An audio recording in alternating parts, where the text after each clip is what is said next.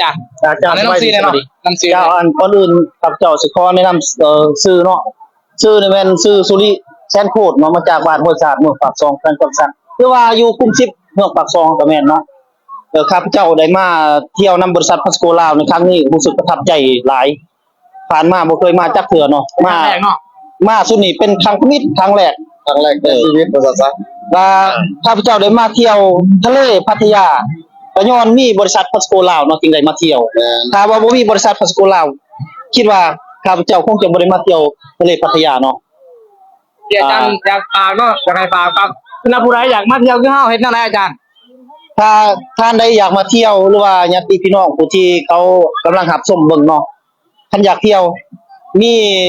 สามารถติดต่อได้ทาง Facebook ก็ได้เนาะ Facebook เป็นภาษาลาวสุริปากซองเนาะหรือว่าที่ทั่วติดต่อทางเบอร์โทรศัพท์ก็ได้เบอร์โทรศัพท์เนี่ยจะมี2เบอร์เนาะ02099885269หรือว่า020919143เนาะสามารถติดต่อได้เนาะถ้าผู้ใดสนใจอยากมาเที่ยวติดต่อได้พัวพันได้เนาะทางขับเจ้าเองได้เพราะว่าเดือนที่3จะได้ไปเที่ยวแม่น้ำเจ้าพระยาเนาะลองเรือเนาะโอเคถ้าผู้ใดสนใจติดต่อมาได้24 ชั่วโมงเข้าใจหลาย